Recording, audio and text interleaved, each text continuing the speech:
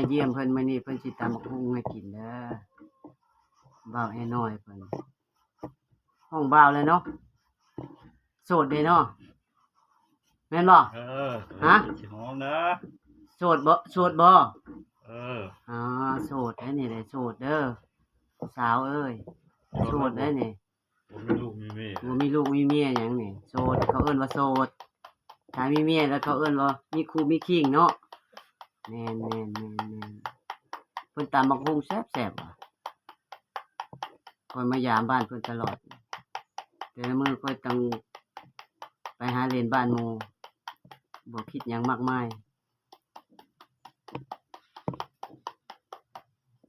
นี่เบิ่งเพิ่นจักบักหุ่งนี่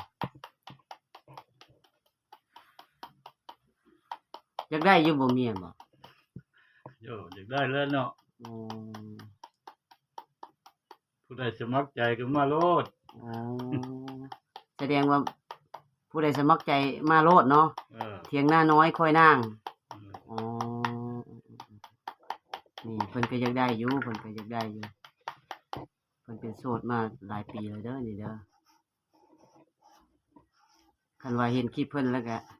ให้เข้ามาเบิ่งแหน่คันว่าบ่หล่อบ่งามก็อย่าเผาเรือนกายเด้อพี่น้องเด้อให้เบิ่งก่อนให้เบิ่งก่อนเพิ่นตำบักหุ่งแซ่บๆ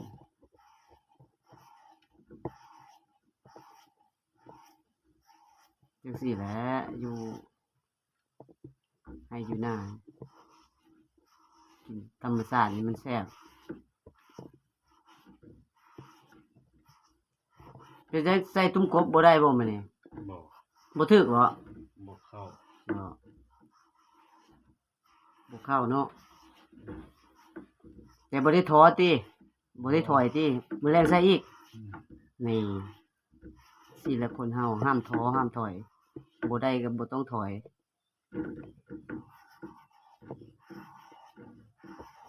แต่ค่อยเองยังบ่ถอยเคยล้มมาหลายแล้ว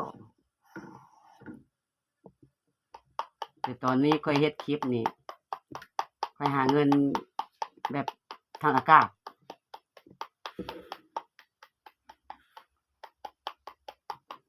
ค่อยใกล้จะสำเร็จแล้ว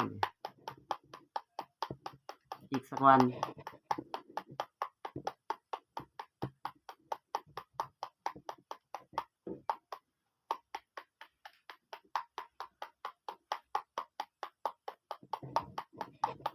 บอกไอ้น้อยเพิ่นตำบักหุ่งถ้าผู้ใดสนใจก็อย่าลืมกดไลค์กดแชร์ให้เพิ่นหน่อยเด้อเพื่อเป็นกำลังใจ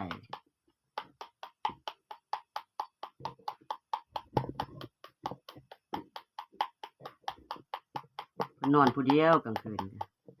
แม่นบ่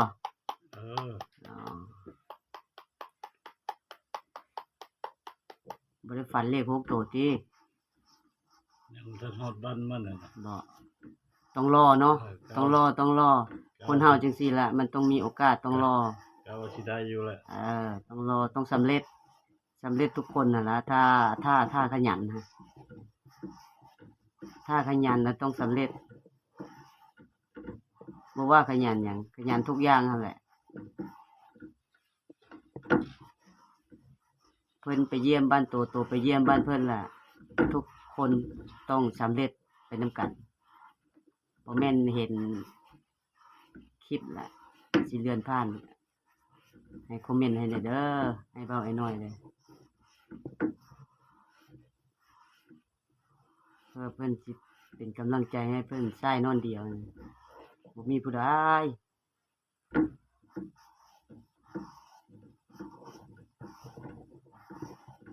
สะออนแต่เพิ่นเฮ็ดกินแซ่บๆว่ะถ้าเพิ่นมีเมียนี่ห้วยบ่ว่าแล้วเนาะสิเฮ็ดให้เมียกินบ่หรือว่าประเทศนี้มีกินลองเบิ่งว่าสิมื้อใช้ได้บ่สิบ่ให้เมียเฮ็ดเนาะเบิ่งว่าเพิ่นมีความใจสปอร์ตอยู่ในนี้แล้ว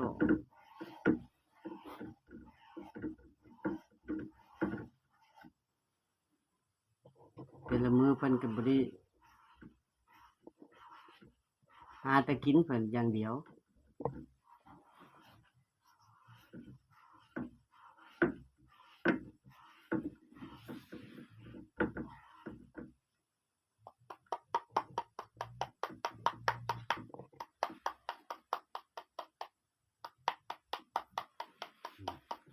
เอาคนนี้นะครับมีดไปแล้ว ฝนก็ใกล้สิตกแล้วพี่น้องเอ้ย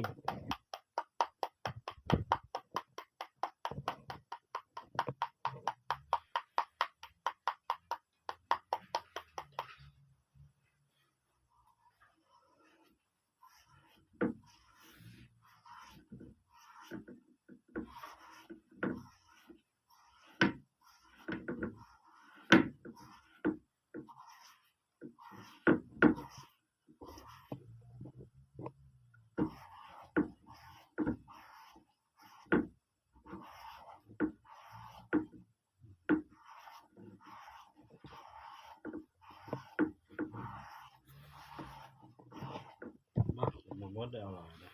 บ่ตามโบราณเนาะตามน้อยเดียวเนาะมันยังแซ่บแมันบ่ตามลายบ่แซ่บเนาะแม่นแหละ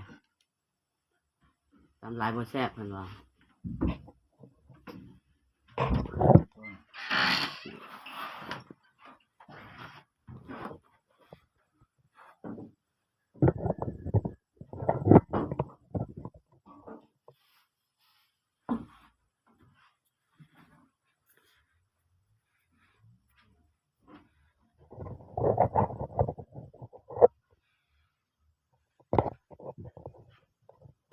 เพิ่นอยู่ผู้เดียวเพิ่นเด้นี่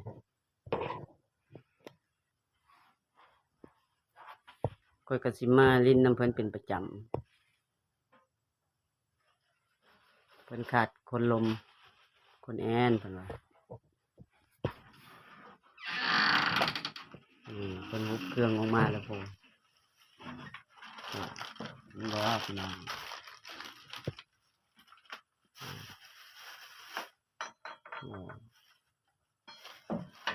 มะเขือกับมะเขือดิบเนาะ ชุบแล้ว ใส่เพชรแดงๆนี่บุรพาบ่ยากนะเพิ่น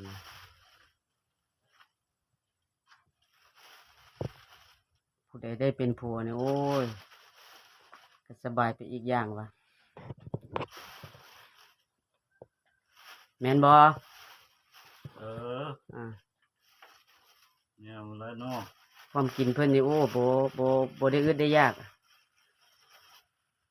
ยังมีเฮ็ดละโงกหลายอย่างอยู่นี่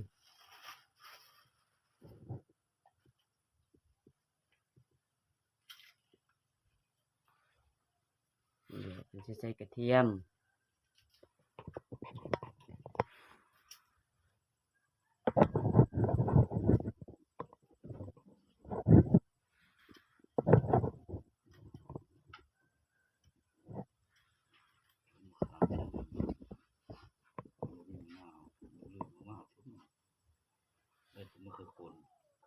ใส่มะขามน้ำบ่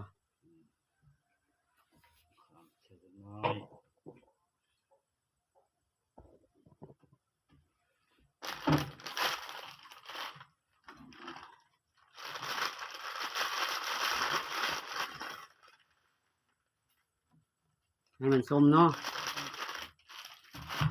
มันบ่มีมะนาว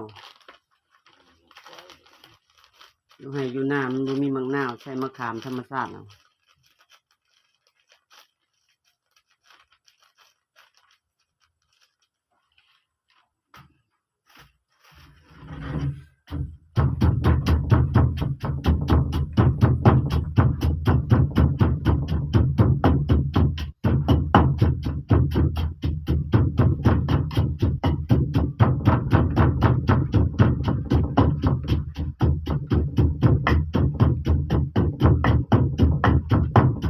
มื้อเช้านี้ก็เล่าก็มาแต่เกลือไก่เพิ่นว่า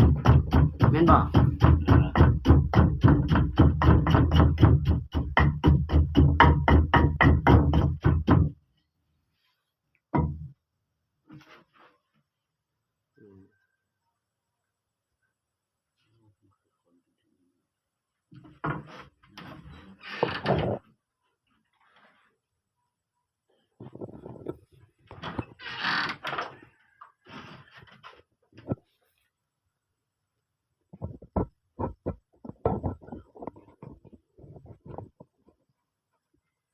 ธรรมดามันหาผู้สาวต้องมากินน้ำนี่ตำบักหุ่งนะ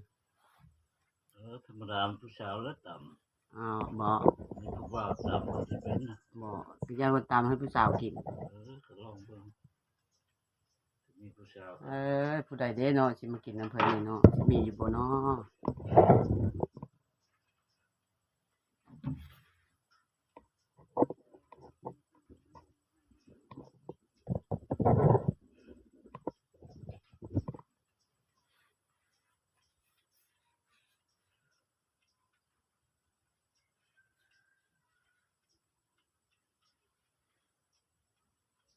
อันนั้นคือมะเขือขนเนาะ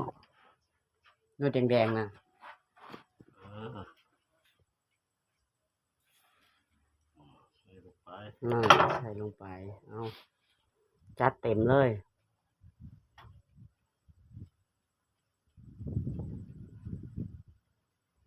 จังซี่แหละอยู่เถียงให้เถียงนา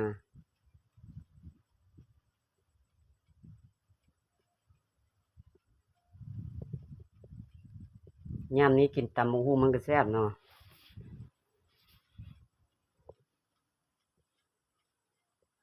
มาเด้อผู้สาวเอ้ยมากินตำบักหุ่งน้ำเบาแอน้อยเด้อ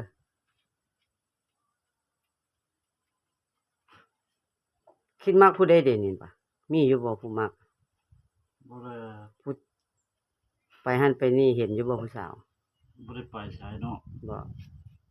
ดูแต่ให้แต่หน้าดูแต่หัวแต่สวน อ๋อก็เลยบ่ทันได้เห็นผู้สาวเลย บ่ โอ้จ้ะจังมื้อสิพาไปสิพาไปเบิ่ง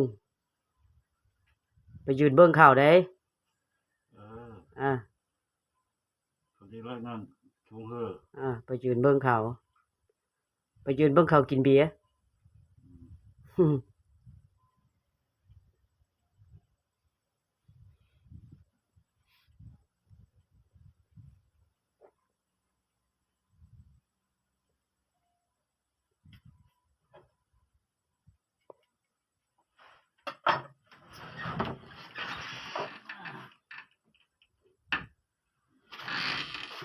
ใส่โถนำวะ นั่นใส่ทั่วนั่นบ่ เออ บ่